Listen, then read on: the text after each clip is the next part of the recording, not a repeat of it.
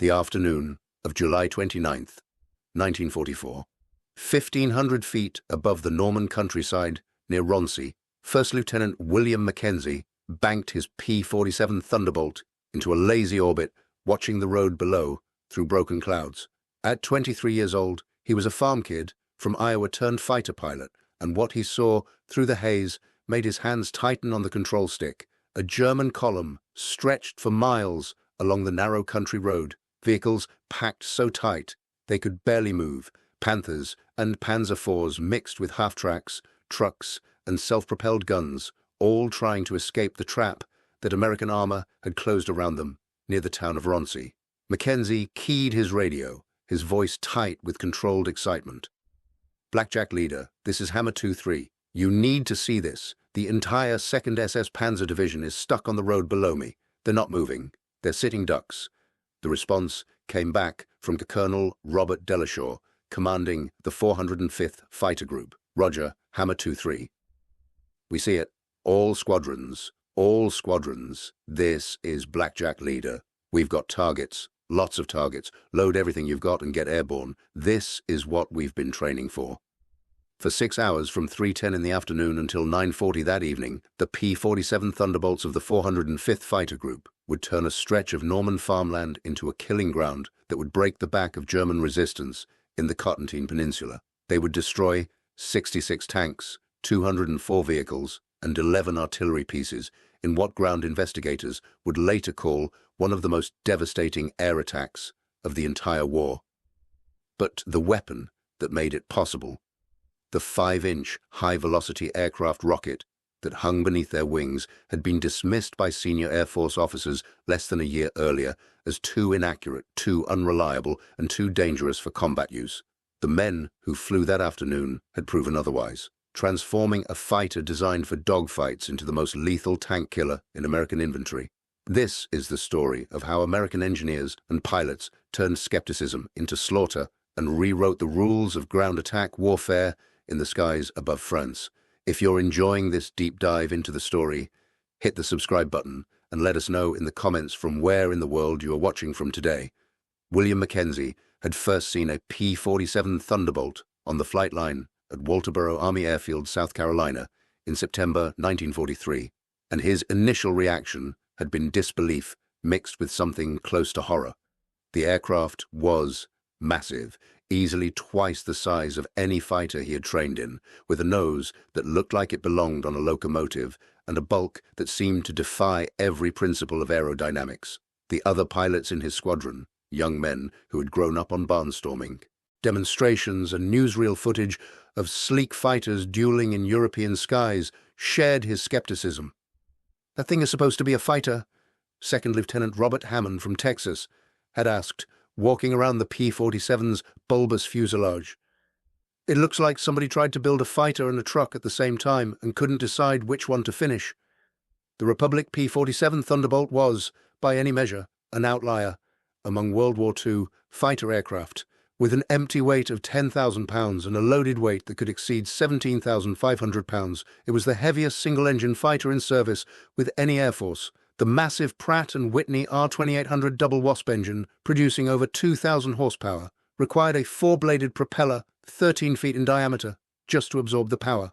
The turbo supercharger system, mounted in the belly of the aircraft, added complexity and weight, but gave the Thunderbolt exceptional high-altitude performance. Everything about the aircraft was built on a scale that seemed designed to intimidate rather than inspire confidence.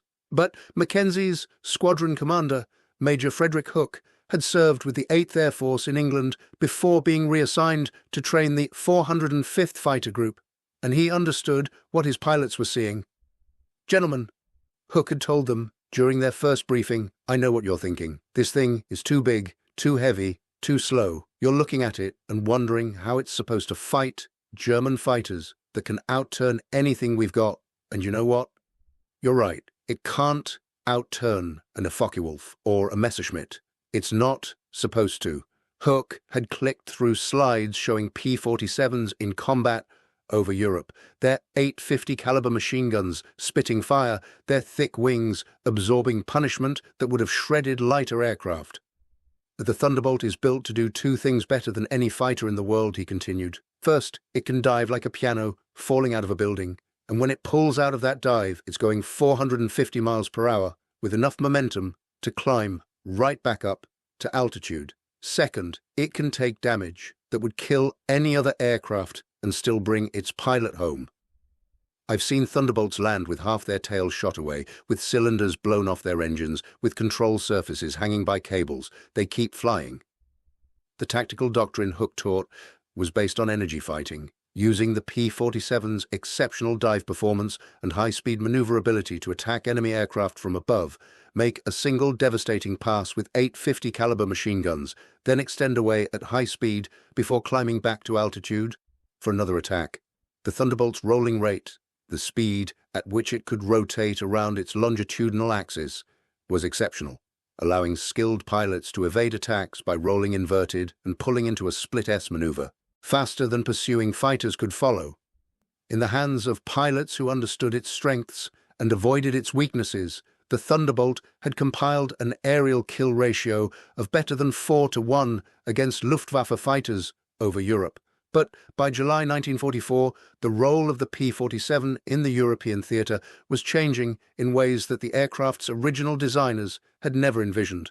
The arrival of the North American P-51 Mustang, with its superior range and agility at medium altitudes, had gradually displaced the Thunderbolt from its primary mission of bomber escort. The P-51 could accompany heavy bombers all the way to Berlin and back, dogfighting with German interceptors throughout the mission, while the P-47's shorter range and fuel-thirsty engine limited its effectiveness in the deep penetration escort role. But this displacement opened a new opportunity that would transform the Thunderbolt from air superiority fighter into something far more devastating: ground attack. The problem of attacking armored vehicles from aircraft had occupied military planners since tanks first appeared on battlefields during World War I. Conventional bombs, dropped from medium or high altitude, were largely ineffective against maneuvering targets that could change direction during the bomb's time of flight. Strafing with machine gun fire could damage soft-skinned vehicles and kill exposed personnel. But even 50 caliber armor-piercing rounds struggled to penetrate the thick armor of German Panthers and Tigers. What was needed was a weapon that combined the accuracy of a gun with the destructive power of a bomb, something that could be fired from close range and would penetrate armor through sheer kinetic energy and explosive force. The British had experimented with rocket projectiles mounted on Hawker Typhoon fighters, using 3-inch RP-3 rockets to attack German armor during the North Africa campaign with mixed results. The rockets were notoriously inaccurate, scattering widely even when fired from stable gun platforms, and pilots reported difficulty judging the correct firing range. Many senior Royal Air Force officers considered the RP-3 to be more of a psychological weapon than an effective anti-tank system, useful primarily for forcing enemy tank crews to button up their hatches and lose situational awareness rather than for actually destroying vehicles.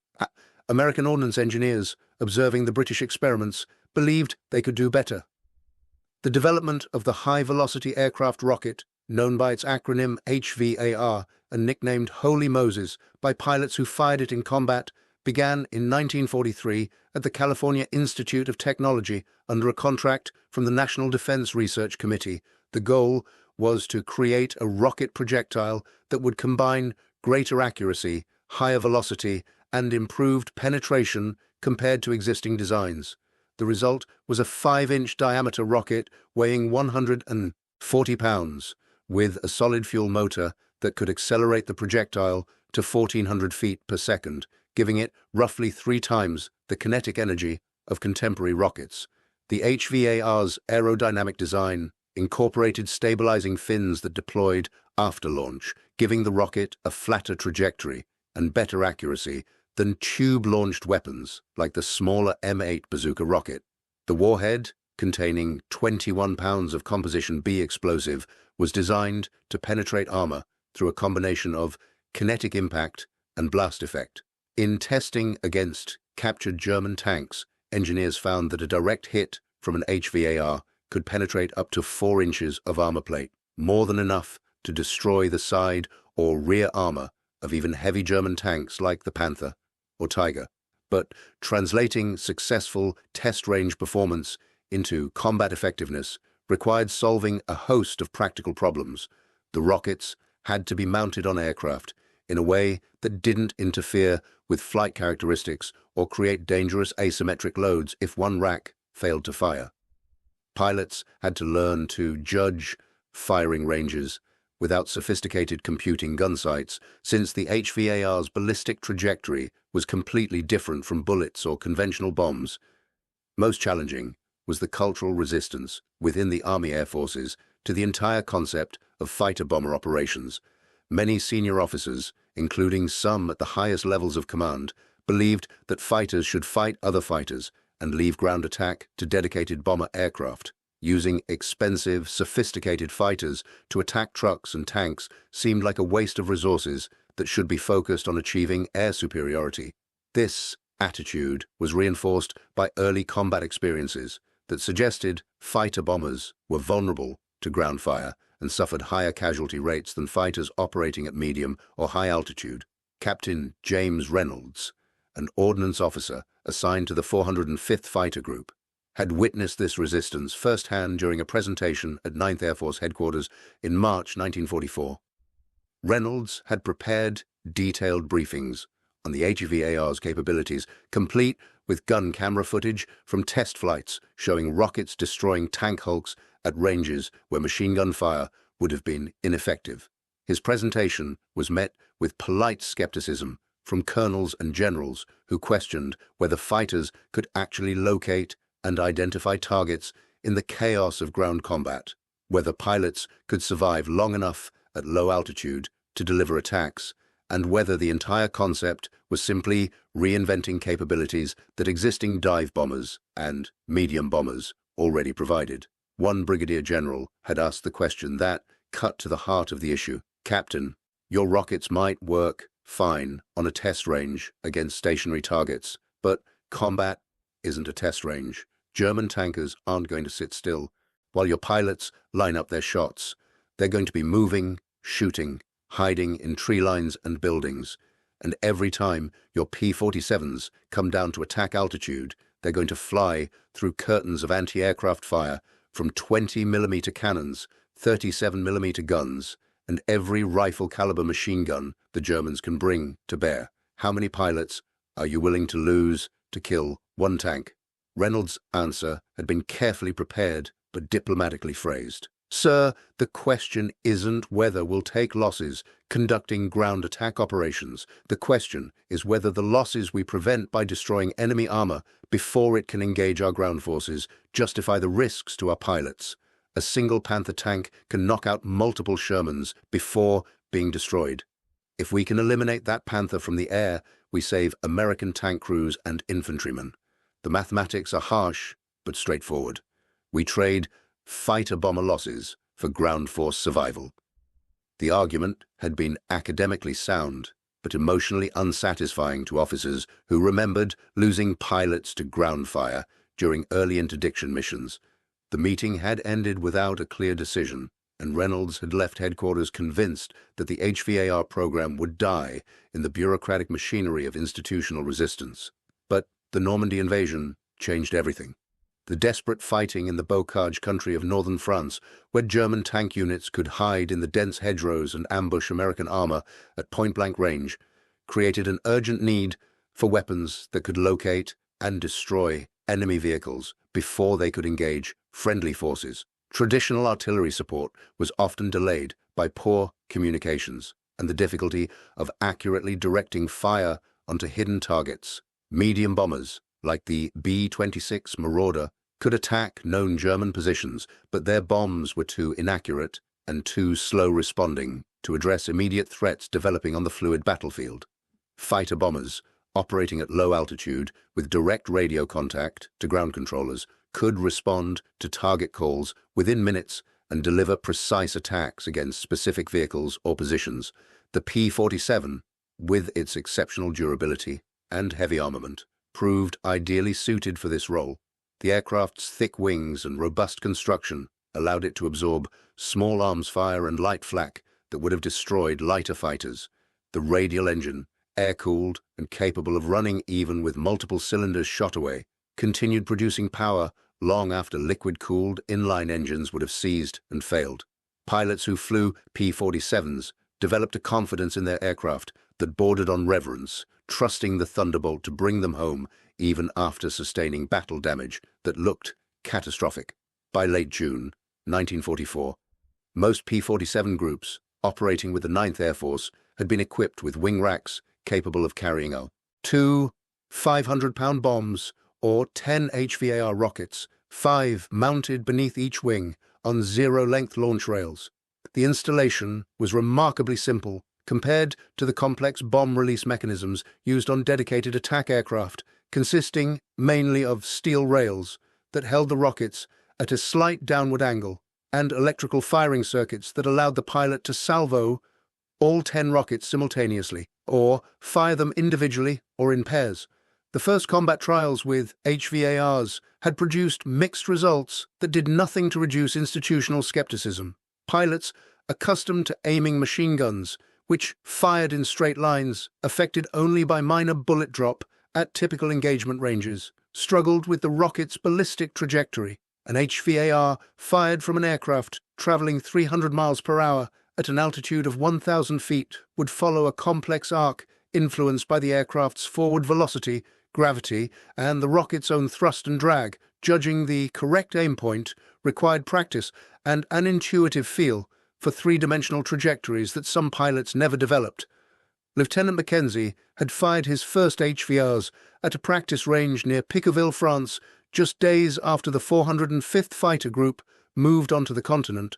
The target had been a knocked-out German Panzer IV positioned in an open field, and Mackenzie had been confident as he rolled into his attack dive, lining up the target in his gun sight and firing a salvo of 2 rockets at what seemed like the proper range. Both rockets had missed, one impacting 30 yards short and the other passing over the tank and exploding harmlessly in the field beyond. Major Hook, observing from the ground, had radioed feedback that was both encouraging and frustrating.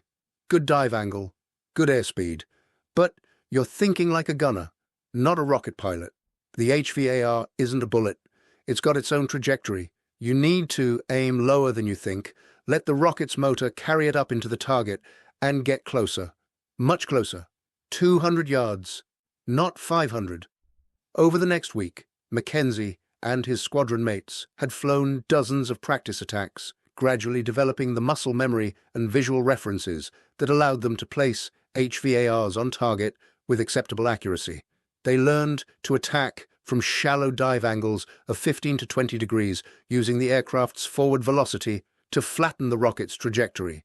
They learned to fire at ranges where the target nearly filled their windscreen, close enough to see details of enemy vehicle markings, and close enough that mistakes in altitude or approach angle could result in flying into the ground or into their own explosions. Most importantly, they learned to trust that their P-47s could absorb the ground fire they would inevitably encounter when operating at such low altitudes, and that speed and aggression were better protection than caution and hesitation.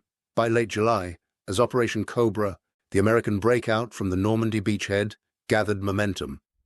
The 405th Fighter Group had established a reputation for aggressive and effective ground attack operations. They had destroyed bridges, strafed troop concentrations, demolished supply dumps, and engaged German armor with increasing skill and confidence. But they had not yet encountered a target that would allow them to demonstrate the full, devastating potential of rocket-armed P-47s operating under ideal conditions. That opportunity would come on the afternoon of July 29th, 1944, when the collapse of German defenses in the Cotentin Peninsula would create the chaos that trapped thousands of enemy soldiers and hundreds of armored vehicles in a pocket near the town of Roncey, 12 miles southeast of Coutances. The Americans called it the Roncey Pocket, or the Germans would call it a slaughter. The strategic situation that created the Roncey Pocket had been developing for days before Lieutenant Mackenzie spotted the trapped column from his P-47 on July 29th, Operation Cobra, launched on July 25th with a devastating aerial bombardment that dropped over 4,000 tons of explosives on German positions near St. Lo, had shattered the defensive line that had held American forces pinned in the Bocage country for nearly 2 months. The concentrated firepower delivered by over 1,500 heavy and medium bombers plus fighter bombers had created a corridor of destruction 3.5 miles wide and a mile deep, through which American armored divisions poured like water through a broken dam. General Omar Bradley's First Army had exploited the breach with a speed that caught German commanders completely by surprise.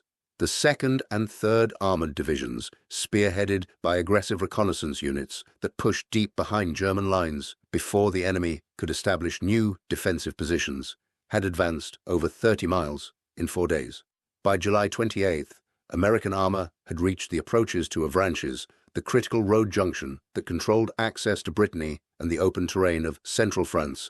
The German 7th Army, commanded by Oberstgruppenführer Paul Hauser, found itself in an impossible position, with American forces threatening to cut off its escape routes and British and Canadian forces pressing from the east. Hauser ordered a fighting withdrawal toward the southeast, hoping to establish a new defensive line running from the coastal town of Bréhal through the village of Serrance. This position, designated the White Line by German planners, was supposed to provide a temporary barrier behind which scattered units could reorganize and establish contact with reinforcements moving up from central France. But the order to withdraw had been issued too late and executed too slowly. Thousands of German soldiers, many from units that had been battered beyond combat effectiveness during the Bocage fighting, streamed toward the rear in columns that clogged the narrow Norman roads and created traffic jams that would have been comical if they weren't so militarily catastrophic. The Second SS Panzer Division Das Reich, once an elite armored formation with over 200 tanks and self-propelled guns, had been reduced to a shadow of its former strength during weeks of attritional combat. By late July, the division could field perhaps 50 operational tanks, mostly Panther medium tanks and Panzer IV mediums, along with a miscellaneous collection of half-tracks, trucks, artillery pieces, and support vehicles. The division's soldiers were exhausted, having fought continuous defensive actions since the invasion began, and their equipment was worn to the point of mechanical breakdown. Fuel shortages meant that vehicles were running on whatever could be scavenged from abandoned supply dumps or captured from American stocks. Spare parts were non-existent. Every tank that threw a track or suffered engine failure had to be destroyed and abandoned. On the morning of July 28th, elements of the Second SS Panzer Division, along with remnants of the 17th SS Panzer Grenadier Division and the 91st Air Landing Division, began moving toward the southeastern assembly areas designated by 7th Army headquarters. The route took them through the small Norman towns of Roncey and Saint-Denis-le-Gast, pastoral farming communities that had seen little combat damage during the invasion, but would soon become synonymous with one of the most one-sided battles of the Normandy campaign. What the German commanders didn't know as their columns began the withdrawal was that American armor had already reached positions that cut across their intended escape routes. Combat Command B of the 2nd Armored Division had pushed through German lines during the night of July 27th and 28th, establishing roadblocks south and west of the withdrawal corridor. Elements of the 3rd Armored Division held positions to the east. By the time the first German vehicles approached Roncey on the morning of July 28th, they were already moving into a trap that American ground forces would hold closed while air power delivered the killing blow. The terrain around Roncey favored neither attackers nor defenders in any conventional sense, but it created conditions that would prove catastrophically disadvantageous for the Germans. The region was typical Norman bocage, a patchwork of small fields separated by dense hedgerows growing on raised earthen banks. The roads, most of them single-lane tracks, barely wide enough for 2 vehicles to pass, ran between these hedgerows like trenches with earthen walls. When German vehicles encountered American roadblocks, they couldn't disperse into the fields because the hedgerows were too thick and the terrain too soft for heavy vehicles. They couldn't turn around because the columns behind them stretched. For miles, all they could do was stop, bunch up, and wait while their officers tried to find alternative routes or organize attacks to clear the roadblocks. By midday, on July 28th, the roads around Roncey had become parking lots of stationary military vehicles. Panthers sat bumper to bumper with supply trucks. Half-tracks carrying infantry idled behind self-propelled artillery guns. Officers on motorcycles weaved between the stalled columns, trying to maintain communications and restore some semblance of order. Soldiers climbed out of their vehicles to stretch, smoke cigarettes, and wonder why they weren't moving. The professional soldiers among them, veterans who had fought on the Eastern Front and understood what concentrated enemy forces looked like from the air, felt growing anxiety as the delay stretched from minutes into hours. But there was nothing they could do except wait and hope that American aircraft were occupied elsewhere. Lieutenant Colonel Christian Tykson, commanding the Second SS Panzer Division's armored regiment, understood exactly how vulnerable his trapped column had become. Tykson was a decorated veteran with over 5 years of combat experience, holder of the Knight's Cross with oak leaves, and possessed of the tactical sense that came from surviving battles that had killed most of his contemporaries. Standing beside his command tank near the village of Notre-Dame-de-Senilly, watching the endless line of stationary vehicles stretching north and south along the road, he knew that American air power would find them eventually. The only question was when and how much damage the enemy could inflict before the column could break out or disperse. The first American aircraft appeared over the Roncey area around 2 in the afternoon on July 28th. They were observation planes, small single-engine Piper Cubs flying at low altitude to spot for artillery and report enemy movements. The pilots of these unarmed aircraft, operating at altitudes where even rifle fire could bring them down, had developed considerable skill at staying alive through a combination of constant maneuvering and the exploitation of cloud cover and terrain features. They would pop up over a ridgeline, photograph or sketch whatever they saw, then drop back down behind the hills before German gunners could get their weapons trained.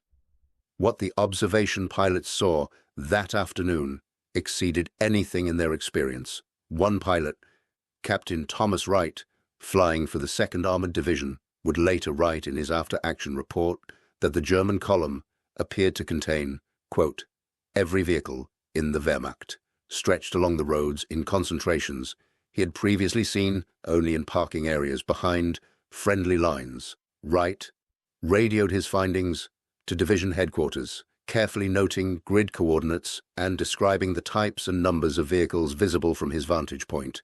His report was forwarded up the chain of command to 9th Air Force, where operations officers recognized immediately that the stalled German column represented exactly the kind of target that fighter bombers had been designed to attack.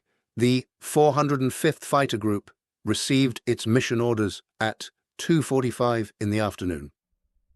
Colonel Robert Deleshaw, the group commander, gathered his squadron commanders for a rapid briefing at the field operations tent at Picoville. The intelligence summary was brief and direct. A German armored column, estimated at 500 to 700 vehicles, was stalled on roads between Roncey and Saint-Denis-le-Gas. American ground forces had the area surrounded but were holding positions and allowing air power to work over the targets. Weather was marginal, with scattered clouds at 1,500 to 3,000 feet, visibility 5 miles, with haze. The mission would be armed reconnaissance with HVAR rockets and 50 caliber machine guns, attacking vehicles in the column until all ordnance was expended, then returning to base to rearm and refuel for follow-on strikes. Major Frederick Hook, commanding the 510th Fighter Squadron, asked the tactical question that every pilot in the room was considering. What about flak, sir? The Germans aren't going to just sit there while we shoot them up. Every vehicle in that column probably has at least one machine gun, and if they've got their air defense units with them, we're going to be flying through walls of 20mm and 37mm fire. Deleshaw's response was characteristically direct. Yes, they're going to shoot at you. And yes, some of you are going to take hits. That's why you're flying Thunderbolts. instead of something that falls apart when you sneeze on it. The P-47 can take damage. Use that. Come in fast. Make your attacks from different directions so they can't concentrate their fire. Pickle your rockets and get out. Don't hang around admiring your work. There will be plenty of targets for everyone. The first wave of P-47s, 16 aircraft from the 509th and 510 fighter squadrons, lifted off from Pickerville at 3:05 in the afternoon. Lieutenant Mackenzie was flying as element lead in the second flight, with Second Lieutenant Robert Hammond as his wingman. Their aircraft were loaded with standard ground attack configuration, 10 HVAR rockets, 5 under each wing, plus full ammunition loads for all 8 50-caliber machine guns. Total weapons load, including ammunition, weighed over 3,000 pounds, enough to make the Thunderbolts feel sluggish during takeoff, but still well within the aircraft's performance envelope. The flight to Roncey took 18 minutes, following roads and terrain features at altitudes between 500 and 1,500 feet. Mackenzie could see the battlefield developing below as they approached the target area. Black smoke from burning vehicles marked locations where ground fighting had occurred during the previous night. American tank formations sat in defensive positions on high ground overlooking the roads, their crews probably watching the approaching P-47s and hoping the pilots could distinguish friendly armor from enemy targets. And stretching along the roads in lines that seemed to go on forever were the German vehicles, packed so tightly in some sections that there appeared to be no space between them. If you find this story engaging, please take a moment to subscribe and enable notifications. It helps us continue producing in-depth content like this. Major Hook's voice came over the radio, calm and professional, despite what every pilot could see ahead. All Blackjack flights. This is Blackjack Leader. Target area is the road from Roncey North to Notre-Dame-de-Senilly. I'm seeing vehicles packed 3 deep in some sections. We're going to work from north to south, hit the lead elements first to block the column, then work our way back. Remember your rocket procedures, shallow dives, get down low, fire at 200 yards, and brake hard right to avoid your own explosions.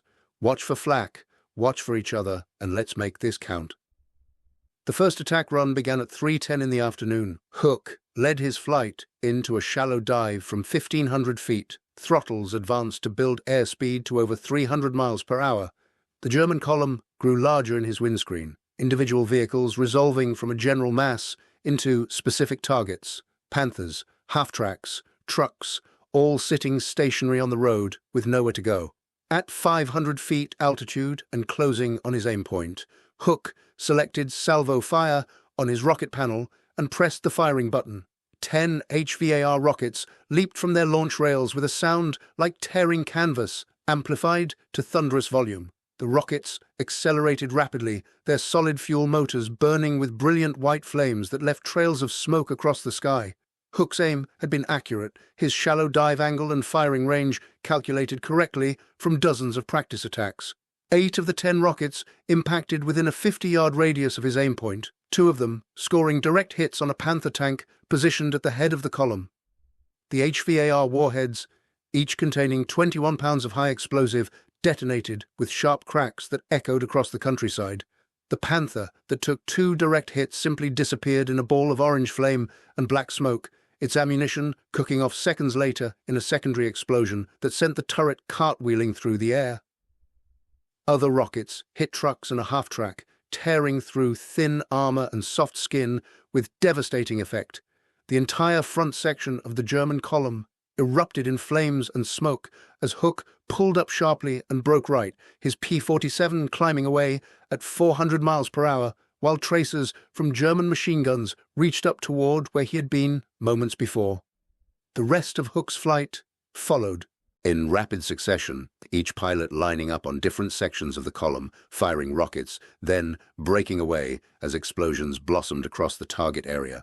Mackenzie rolled into his own attack dive, hands steady on the control stick. Despite the adrenaline flooding his system, he selected a cluster of 3 half-tracks grouped in a field beside the road, vehicles that looked like they might contain air defense weapons based on the long-barreled guns visible on their flatbeds. His finger touched the rocket firing button at exactly 200 yards range, and 10 more HVARs shrieked toward the target. The first indication that the attack was going to be more devastating than anyone anticipated came when Mackenzie's rockets detonated. The half-tracks he had targeted were indeed air defense vehicles, mounting quad 20mm cannons and loaded with ammunition. The HVAR impacts triggered sympathetic detonations of the German ammunition, and the three vehicles exploded with violence that dwarfed the rocket warheads themselves. Thousands of 20mm shells cooked off in rapid succession, creating a fireworks display of secondary explosions that lasted for nearly a minute and sent shrapnel raining across a 100-yard radius. Hammond, following 20 seconds behind Mackenzie, had to alter his dive to avoid flying through the debris cloud. He shifted his aim point to a group of trucks further south along the column and fired his rockets into a concentration that appeared to be a supply convoy. The results were even more spectacular. The trucks were carrying fuel and ammunition, and the rocket impacts created a chain reaction of explosions that consumed over 20 vehicles in a rolling wall of flame. By 3:20, 10 minutes after the first attack began, the northern end of the German column was completely engulfed in smoke and flame. Burning vehicles blocked the road, making it impossible for the vehicles behind them to advance, even if the American roadblocks had been cleared. German soldiers were bailing out of their vehicles and running for the hedgerows, seeking cover from the continuing aerial assault. Anti-aircraft gunners were firing everything they had at the attacking P-47s, filling the air with tracers and explosive shells, but the combination of smoke, confusion, and the Thunderbolt's high speed made accurate fire nearly impossible. The second wave of P-47s arrived at 3:35, 16 more aircraft from the 511 Fighter Squadron. They found a target area that had been transformed from an orderly military column into a scene of chaos and destruction. Pilots who had expected to face organized anti-aircraft fire instead encountered a battlefield where German gunners were more concerned with survival than defense. The fresh P-47s worked their way southward along the column, attacking vehicles that were attempting to disperse into the fields or find cover behind hedgerows. Lieutenant James Morrison, flying in the second wave, would later describe the scene in his mission report. The entire area was covered in smoke from burning vehicles. We could see Germans running in every direction, trying to get away from the road. I selected what looked like a command vehicle, a half-track with radio antennas, and fired a pair of rockets. Both hit. The half-track exploded, and I saw the radio equipment go tumbling across the field. There were so many targets that you didn't have to aim carefully. You just picked something that wasn't already burning and fired. But the German forces trapped in the Roncey pocket were not surrendering without a fight. As the afternoon wore on and more waves of P-47s arrived to continue the attack, German anti-aircraft units began to organize effective defensive fire. The 20mm flak-Vierling quad-mount cannon systems mounted on half-tracks could put out a devastating volume of fire when properly employed. Individual guns might not be accurate enough to hit a fast-moving P-47, but when multiple guns fired into the same area of sky, they created zones of destruction that aircraft had to fly through. Lieutenant Peter Daniels, attacking during the fourth wave at 4:15 in the afternoon, was the first pilot from the 405th to take serious damage. His P-47 flew through a concentration of 20mm fire while making his rocket attack, and at least 3 shells found their mark. One exploded against the engine cowling, blowing off sheet metal and damaging 2 cylinders. Another punched through the right wing, tearing a hole 2 feet across and damaging the aileron control cables. The third hit the tail section, destroying the trim tab and damaging the rudder.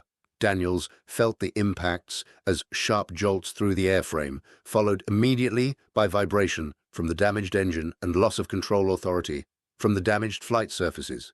His instinct was to pull up and head for home, but training overcame instinct. He was already committed to the attack, his rockets were armed, and his target, a Panther tank attempting to back into a defensive position behind a hedgerow, was centered in his gun sight. Daniels held his dive, fired his rockets, and had the satisfaction of seeing at least 2 hit the Panther's thin rear armor before he pulled up and turned west toward friendly lines. The flight back to Picoville was a nightmare of fighting damaged controls and nursing a sick engine that was running on 14 of 18 cylinders and threatening to seize at any moment, Daniels kept the aircraft in the air through a combination of skill and stubbornness, maintaining just enough altitude to clear the hedgerows while coaxing every available foot-pound of thrust from his failing power plant. He made it across the front lines, identified his airfield, and executed a controlled crash landing that collapsed his damaged landing gear but left him uninjured. When maintenance crews examined the aircraft, later they counted over 40 holes from shell fragments and small arms fire. The crew chief's assessment was brief and professional. "This bird is done. Strip her for parts." But Daniels had made it home, proving once again the Thunderbolt's legendary durability. And his damaged aircraft represented only one loss against the hundreds of German vehicles being destroyed in the Roncey pocket that afternoon. By 5 o'clock, as the sun began its descent toward the western horizon, the 405th Fighter Group had flown over 60 sorties against the trapped column, expending over 600 HVAR rockets and hundreds of thousands of rounds of 50 caliber ammunition. The results were visible from 10 miles away, a pillar of black smoke rising thousands of feet into the evening air, marking the funeral pyre of an armoured division. Continuing to Part 3. Part 3, The Cost of Truth. The sun was setting over Normandy when Lieutenant Mackenzie made his fourth and final sortie of the day, launching from Picauville at 7:15 in the evening with a fresh load of rockets and ammunition. The light was fading, casting long shadows across the Norman countryside, but the fires burning in the Roncey pocket created their own illumination, an orange glow against the darkening sky that guided the P-47s to their targets as surely as any navigation beacon. Mackenzie had been flying combat missions for 6 weeks, but nothing in his experience had prepared him for what he was about to witness. The German column that had stretched for miles along the Norman roads that morning had been transformed into a graveyard of twisted metal and burned-out hulks. Vehicles that had survived the afternoon attacks were attempting to escape in the twilight, their crews making desperate runs through American positions or trying to navigate cross-country through terrain that was never meant to support 60-ton tanks. Others had simply been abandoned, their crews fleeing on foot into the bocage in hopes of evading capture and making their way back to German lines. Major Hook's voice came over the radio, more subdued now after hours of constant combat flying. "All Blackjack flights. This is Blackjack Leader. The ground boys are reporting that the Krauts are trying to break out toward the southeast. They've got a column of maybe 50 vehicles making a run down the road toward Cambrai. We're going to hit them one more time before we lose the light. This is the last strike of the day. Make it count." Mackenzie banked his P-47 toward the reported position and immediately spotted the German breakout attempt. A mixed column of Panthers, Panzer Fours, half-tracks, and trucks was racing down a narrow farm road at maximum speed, their commanders gambling that darkness and speed would get them through American positions before air power could respond. It was a reasonable gamble under normal circumstances. Fighter bombers didn't operate at night, and the failing light made target identification difficult even for experienced pilots. But these were not normal circumstances, and the fires from burning vehicles provided enough illumination to turn the twilight battlefield into something approaching daylight visibility.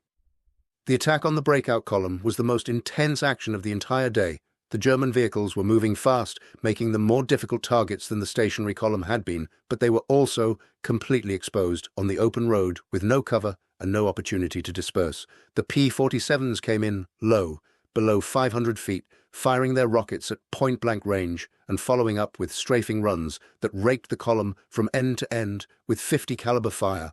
Mackenzie selected a Panther tank near the center of the column, a vehicle that was throwing up rooster tails of dirt as it raced across a plowed field beside the road. He rolled into a diving attack from the northeast, using the setting sun behind him to mask his approach, and fired a 4-rocket salvo at 300 yards range. 2 rockets missed, passing over the tank and exploding harmlessly in the field beyond, but 2 hit, one striking the Panther's turret ring and the other penetrating the thin armor on the engine deck. The results were catastrophic. The rocket that hit the turret ring detonated the ammunition stored in the fighting compartment, and the Panther exploded from the inside out, its turret blown 20 feet into the air by the force of 40 rounds of 75mm ammunition, cooking off simultaneously. The tank's hull split open like a broken egg, spilling burning fuel and ammunition across the field. Secondary explosions continued for nearly 30 seconds as the fire reached additional ammunition stores. Hammond, flying as Mackenzie's wingman, attacked a half-track that was attempting to flee the burning Panther. His rockets hit the thin-skinned vehicle squarely, and the half-track simply disintegrated, torn apart by the combined explosive force of multiple HVAR warheads impacting within milliseconds of each other. The soldiers riding in the back of the vehicle had no chance. The explosion killed them instantly and scattered debris across a 50-yard radius. The entire engagement lasted less than 10 minutes, but in that brief period, the P-47s of the 405th Fighter Group destroyed or damaged over 30 vehicles and killed or wounded hundreds of German soldiers. By 7:40, as the last light faded from the western sky, the breakout attempt had been completely crushed. Burning vehicles marked the route the column had attempted to follow, their fires joining the hundreds of other fires that had been burning since afternoon. The Roncey pocket had become a killing ground where German armor went to die. Mackenzie landed at Pickerville at 8:10 in the evening, his fuel tanks nearly empty and his ammunition expended. Ground crews swarmed over his P-47, checking for damage, refueling, and beginning the process of rearming for missions the following day.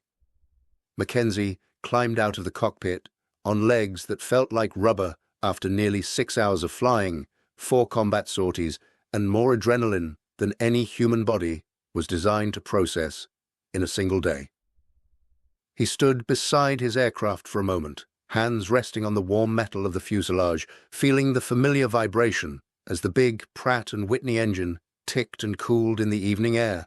Hammond approached from his own aircraft, flight helmet dangling from one hand and a cigarette already lit.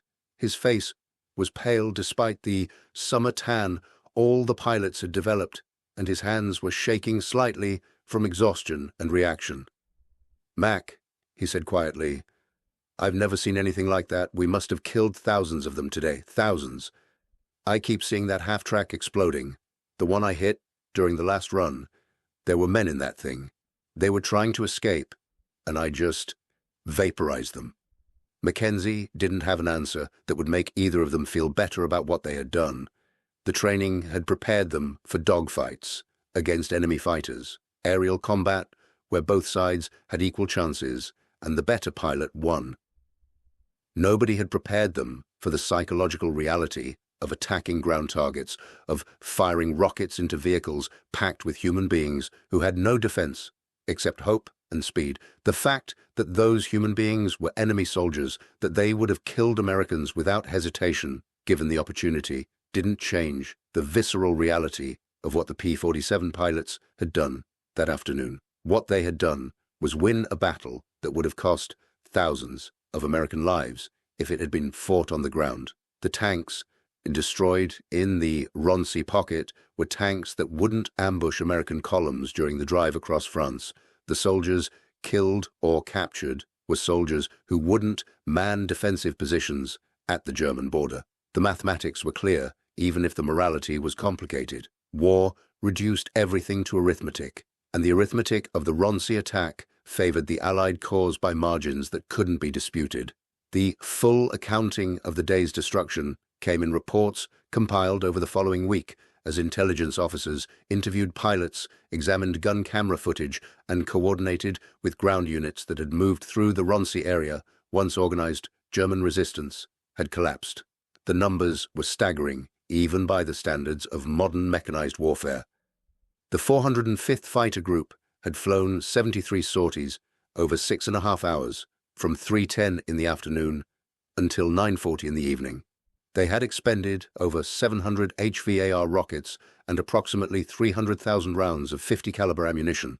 Ground investigation teams counted 66 destroyed tanks, 204 destroyed or damaged vehicles of other types, and 11 destroyed artillery pieces along the roads between Roncey and Notre-Dame-de-Senilly. The tank total included 32 Panthers, 21 Panzer Fours, 8 self-propelled assault guns, and 5 self-propelled anti-aircraft vehicles. The vehicle count included supply trucks, half-tracks, armored cars, ammunition carriers, fuel tankers, and command vehicles. Many additional vehicles had been abandoned intact and were captured by American forces during the following days. German casualty figures were harder to establish with precision, but intelligence estimates suggested that over 1,500 soldiers had been killed or seriously wounded during the air attacks, with another 4,000 captured when American ground forces moved into the pocket on July 30th. The Second SS Panzer Division Das Reich, which had begun Operation Cobra with approximately 50 operational tanks and perhaps 5,000 combat-effective soldiers, had effectively ceased to exist as a fighting formation. The division's commander, Brigadeführer Christian Teichsen, was killed on July 28th. Exact circumstances unknown, but probably during one of the air attacks. The surviving remnants of the division withdrew toward the Seine River in small groups, abandoning most of their heavy equipment and leaving behind virtually all their logistical support. It would take months to rebuild the division, months during which it contributed nothing to German defensive efforts in France. The cost to the 405th Fighter Group was remarkably light, considering the intensity of the combat. Only one aircraft had been destroyed, Lieutenant Daniels's P-47 that had crashed while attempting to return to base after sustaining heavy damage. Daniels himself was uninjured and returned to flight status within days. 3 other aircraft had sustained damage from ground fire but had made it back to base and were repaired within 48 hours. No pilots were killed or seriously wounded. The disparity in losses, over 200 German armored vehicles destroyed in exchange for 1 American aircraft, represented exactly the kind of favorable exchange ratio that made ground attack operations tactically sound, despite their risks. But the strategic implications of the Roncey attack extended far beyond the immediate tactical results. The destruction of the Second SS Panzer Division removed one of the strongest remaining German armored formations from the battle for Normandy at exactly the moment when German commanders were attempting to organize a counterattack against American forces breaking out toward Avranches. The loss of hundreds of vehicles and thousands of trained soldiers at Roncey contributed directly to the German failure to contain the American breakout, which, in turn, led to the encirclement of German forces in the Falaise pocket during August and the subsequent liberation of most of France by early September. The Roncey attack also validated the concept of fighter-bomber operations using rocket armament, silencing many of the critics who had argued that HVARs were too inaccurate and too unreliable for combat use. Gun camera footage from the July 29th missions showed clearly that trained pilots could place rockets on target with acceptable accuracy at combat ranges, and that the HVAR warhead was more than adequate to destroy or disable armored vehicles. Within weeks, virtually every P-47 group in the European theater was being equipped with rocket rails and trained in ground attack tactics that had been proven at Roncey. For the pilots of the 405th Fighter Group, the days following the Roncey attack brought a strange mixture of pride and discomfort. They had accomplished something remarkable, destroying an enemy armored division from the air in a single afternoon, proving that properly equipped and trained fighter bombers could influence ground combat in ways that previous generations of aviators had only imagined. News correspondents interviewed them, intelligence officers debriefed them in exhaustive detail, and senior commanders congratulated them on a mission executed with professional skill and devastating effectiveness. But the pilots themselves found it difficult to celebrate what they had done. Lieutenant Morrison, asked by a correspondent how it felt to destroy so many enemy vehicles in a single mission, had struggled to articulate an answer that captured the complexity of his emotions. "It feels like we did our job," he finally said. "The Germans were trying to escape. We stopped them. That's what we're here for." But I can't say I enjoyed it. Shooting up a column of trucks and tanks isn't like fighting another fighter pilot where it's skill against skill. This was more like target practice, except the targets were full of people. Mackenzie found himself thinking about the war in ways that he hadn't before Roncey. Before that mission, combat had been relatively abstract, even during ground attack operations. You dove on a target, you fired your weapons, you climbed away and went home. The destruction happened behind you, visible only as smoke and explosions that quickly faded into the distance. But at Roncey, flying 4 missions over the same target area, watching the destruction accumulate over hours rather than minutes, the abstraction had dissolved into visceral reality. He had seen German soldiers running from their vehicles, seen them diving into ditches as rockets exploded around them, seen them die when 50 caliber rounds caught them in the open. He had seen tanks burning with their crews trapped inside, seen trucks explode and scatter bodies across the fields, seen the accumulated evidence of what modern weapons did to human flesh and bone when applied with industrial efficiency. The fact that those were enemy soldiers, that they had been attempting to kill Americans just days earlier, didn't change the fundamental horror of watching hundreds or thousands of people die in a single afternoon. Colonel Delashore, addressing his pilots during a group meeting 2 days after the Roncey mission, acknowledged the psychological weight of what they had done without offering false comfort or easy answers. "Gentlemen," he said, standing before 300 aviators who had participated in the attack, "I know that some of you are struggling with what we did on the 29th. I know that destroying that column wasn't like any other mission you've flown. And I know that some of you are having difficulty reconciling what you saw with the reasons we're fighting this war." Delashore paused, letting his words settle before continuing. "Here's what I want you to understand. Every tank we destroyed at Roncey was a tank that won't kill American infantry. Every soldier we killed or captured was a soldier who won't be shooting at our guys when we cross into Germany. What we did was brutal. War is brutal. But what we did also saved American lives, probably thousands of them, and that's what makes it necessary." He looked across the assembled pilots, making eye contact with individuals he knew had been most affected by the mission. "You're going to carry Roncey with you for the rest of your lives. That's unavoidable.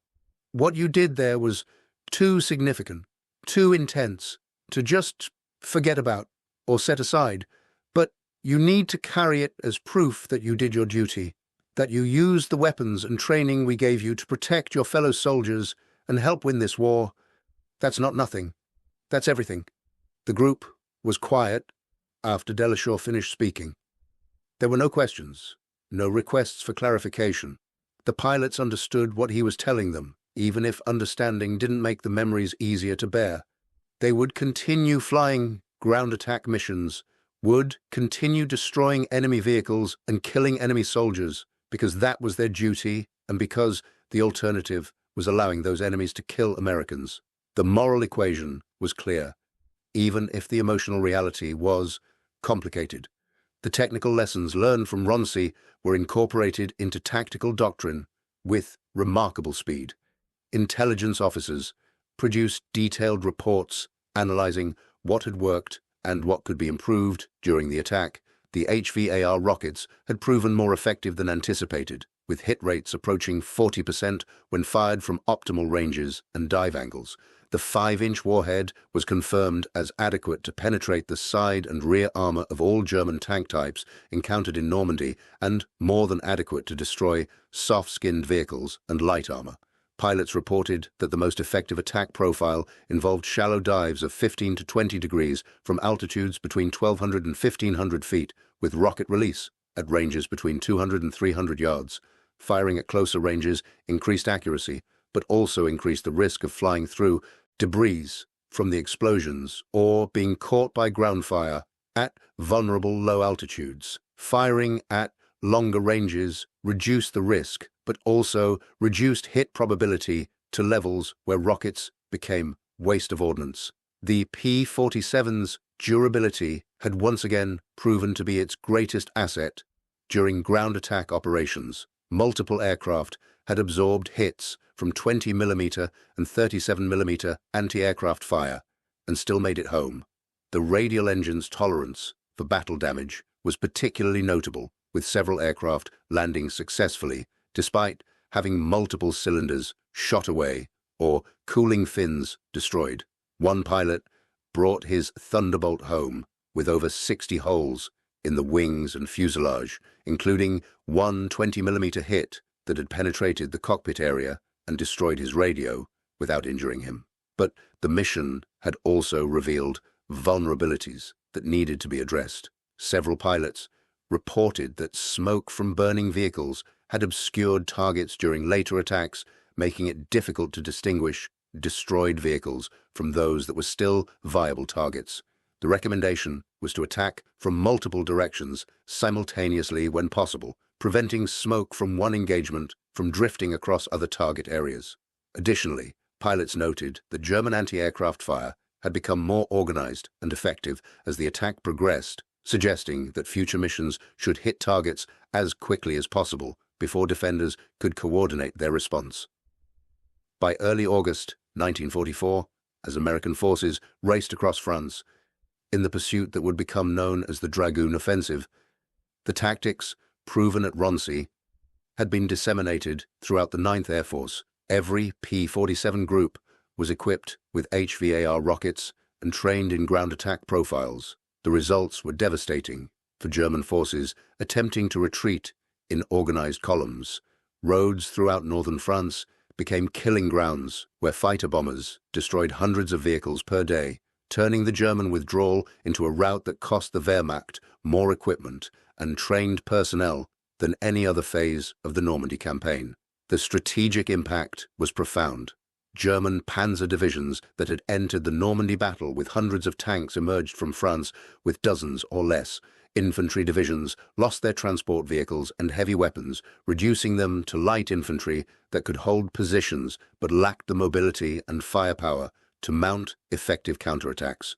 The German army that crossed back over the Rhine in September 1944 was a shadow of the force that had invaded France in May 1940, and much of that degradation was attributable to the effectiveness of Allied air power in destroying German vehicles during their retreat.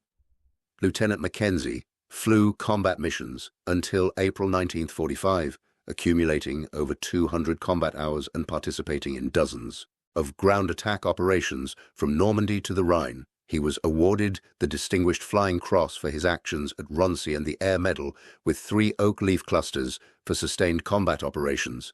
But when asked in later years about his most memorable mission, he rarely mentioned Roncey unless pressed. The mission had been too significant, too intense, too heavy, with the weight of what war actually meant to serve as a comfortable memory or a story to tell at reunions. What Mackenzie did remember, and what he believed was worth remembering, was the way his P-47 had felt during those missions. Rock solid despite battle damage, responsive despite heavy weapon loads, reliable despite being pushed to limits the designers had probably never anticipated. The Thunderbolt had been designed as a high-altitude interceptor, meant to escort bombers to Berlin and dogfight with German fighters at 30,000 feet. But the war had transformed it into something its creators hadn't fully envisioned, a tank killer, a ground attack platform that could absorb punishment and deliver devastation in equal measure. The HVAR rocket, dismissed by critics as too inaccurate and too specialized, had proven to be exactly the weapon American forces needed to counter German armor during the breakout from Normandy. Properly employed by trained pilots flying durable aircraft, the 5-inch rockets had achieved results that conventional bombs could never match. Direct hits that destroyed Panthers and Tigers, near misses that damaged vehicles and killed crews, psychological effects that forced German tankers to abandon their vehicles and flee rather than face the terror of aerial attack. The final accounting of Operation Cobra and the subsequent pursuit across France showed that Allied fighter bombers, primarily P-47 Thunderbolts, had destroyed or damaged over 6,000 German armored vehicles between July 25th and September 1st, 1944. The Roncey attack represented less than 2% of that total, but it had been the single most concentrated and devastating aerial assault on armored forces during the entire campaign. 66 tanks destroyed in 6.5 hours, an average of 1 tank every 6 minutes, maintained continuously throughout an entire afternoon and evening. The German perspective on what happened at Roncey came from prisoner interviews and captured documents examined after the war. Soldiers who had survived the attack described it as the most terrifying experience of their combat service, worse than artillery barrages or tank battles, because there was no cover, no defense, no way to fight back effectively against aircraft attacking from multiple directions at high speed. Many German tank crews reported that they had abandoned their vehicles, not because the tanks were damaged, but because sitting inside 60 tons of steel while rockets exploded around them was psychologically unbearable. One captured SS officer, interviewed by American intelligence in early August, provided an assessment that captured the strategic impact of the Roncey attack and similar operations. "Your Air Force has made it impossible for us to move during daylight," he told his interrogators. "We cannot reinforce positions that are under attack. We cannot retreat in organized columns. We cannot concentrate our armor for counterattacks. Everything we do, we must do at night or in small groups that can hide in woods or buildings. An army that cannot maneuver is an army that cannot win." The technical evolution continued after Roncey. Engineers developed improved rocket designs with better accuracy and more powerful warheads. Pilots refined their tactics, developing attack profiles for different targets and different defensive configurations. The P-47 itself evolved, with later models featuring better armor protection, more powerful engines, and increased weapons-carrying capacity. By the end of the war in Europe, the Thunderbolt had become the definitive American ground attack aircraft, equally capable of destroying tanks, trains, buildings, or any other target that American forces needed to eliminate. Thank you for watching. For more detailed historical breakdowns, check out the other videos on your screen now, and don't forget to subscribe.